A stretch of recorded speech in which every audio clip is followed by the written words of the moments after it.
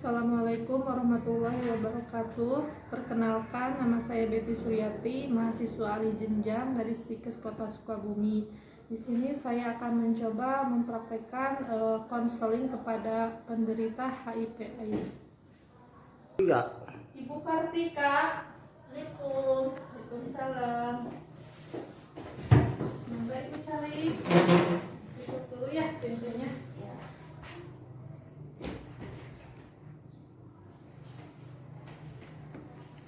Dengan Ibu Kartika ya? Iya.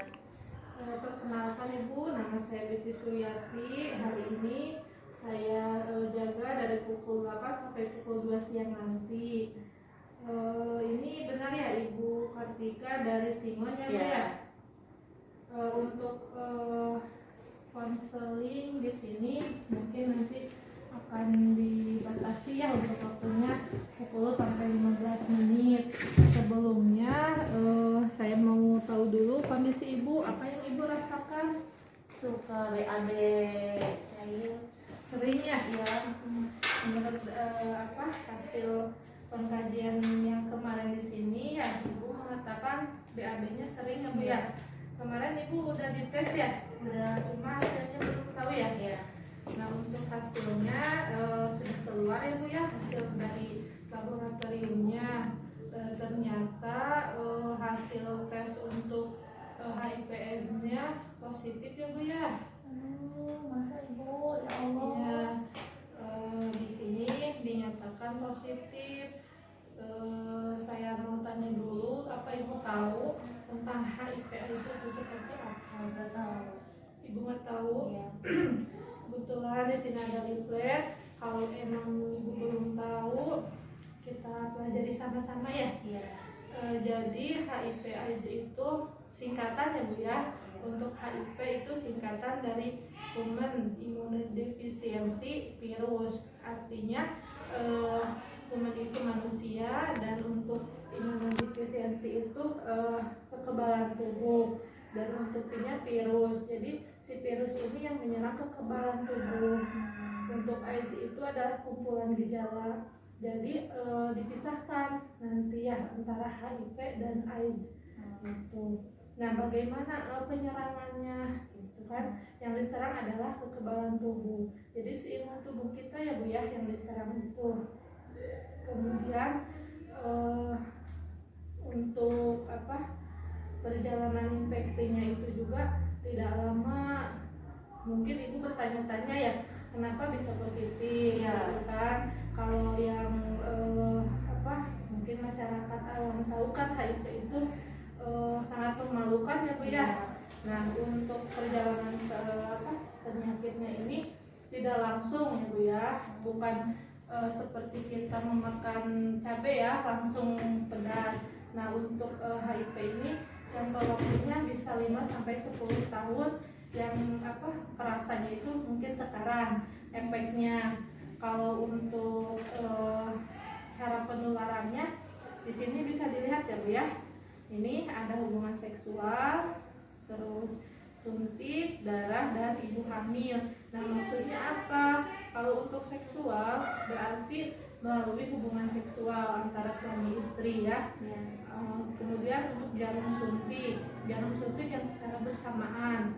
Kalau misalkan disuntik tapi jarumnya berbeda terus bersih, itu tidak menularkan. Kemudian untuk darah bisa menularkan, dan untuk ibu hamil. Cuma untuk ibu hamil ini bisa positif, bisa enggak ya ke bayinya. Nah, untuk yang tidak menularkan apa? Mungkin Ibu pengen tahu ya Bu ya. Nah, untuk yang tidak menularkan, misalkan berpakaian, pakaiannya bertukar pakaian, misalkan Ibu dengan saudara ya, atau dengan keluarga yang lain gitu ya, dengan tetangga, itu tidak menularkan ya Bu ya. Melalui pakaian, terus bersalaman, itu tidak menularkan. Kemudian menggunakan toilet bergantian, itu juga tidak ya. Kemudian berciuman dengan anak, itu tidak menularkan. Jadi tidak usah khawatir ya Bu ya. Ada lagi misalkan makan atau minum barengan dengan keluarga, itu tidak menularkan. Jadi intinya menularkan itu melalui hubungan seksual ya Bu ya, melalui darah, melalui jarum suntik. Hanya segitu. Kalau untuk keringat, makan, bersalaman itu tidak menularkan ya Bu ya. Nah selain perjalanan penyakitnya dari mana, terus apa yang menyebabkan HIV itu, ada juga pencegahannya. Tentunya kalau untuk keluarga ya, atau khususnya untuk suami, mungkin tidak boleh melakukan hubungan yang beresiko, bisa memakai kondom seperti itu ya. Kemudian untuk mengikuti program HIV. Kalau untuk ibu yang lagi hamil, untuk ibu sedang hamil tidak Bu? Enggak ya. Kalau untuk ibu yang tidak hamil berarti tidak usah ya untuk konseling kehamilan. Kemudian untuk tidak berbagi jarum suntik, tentunya kalau yang ini dengan tenaga kesehatan ya berhubungannya. Kemudian untuk screening donor darah itu juga harus dihindari, karena seperti tadi melalui darah ya bisa menularkan. Terus ada juga bagaimana sih kita mengetahui seseorang itu mengidap HIV? Kan pasti kalau secara melihat fisik seperti itu kita juga harus tahu ya Bu ya. Nah biasanya suka ada penurunan berat badan ya, jadi kurus. Terus bisa karena BAB-nya yang sering itu ya, kadang bisa lebih dari 1 bulan. Nah itu harus dicurigai juga. Kemudian tentunya kalau misalkan dari lingkungan atau pekerjaan yang memang beresiko, nah itu memang harus diperiksa ya. Kalau untuk keluarga ibu, ada yang sudah diperiksa belum? Belum, hanya ibu saja. Nah kalau untuk supaya ibu tahu gitu ya, yang lainnya positif atau enggak, boleh silakan diperiksa gitu ya. Datang saja ke lab, ke laboratorium yang terdekat ya. Nah untuk misalkan ibu merasa malu, harusnya sih tidak boleh malu ya. Kalau ada hal-hal yang ibu diskusikan atau ibu mau konseling tentang penyakit atau gejala yang ibu rasakan, ibu bisa datang baik ke kalau untuk di puskesmas ada programmernya kan ya. Nah kadang bisa dikunjungi juga ya. Nah untuk HIV ini ada pengobatannya ya Bu ya. Untuk pengobatannya ini seperti contohnya di sini ada ya. Untuk namanya itu ARV. Cuma untuk ARV ini diminumnya bukan 3 kali 1 hari seperti itu ya, minimal 3 hari bukan. Ini paling ditakutkan itu karena memang diminumnya setiap hari dan seumur hidup gitu. Jadi sehari sekali gitu.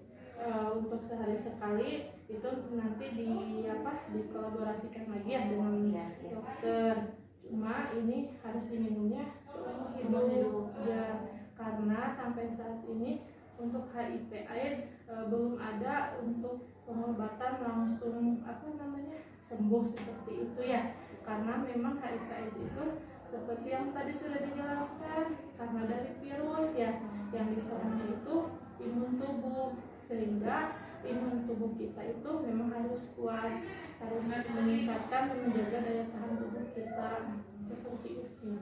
Gimana? Sekarang Ibu ada gambaran mengenai HIV AIDS ini ya? Ada ya Bu ya?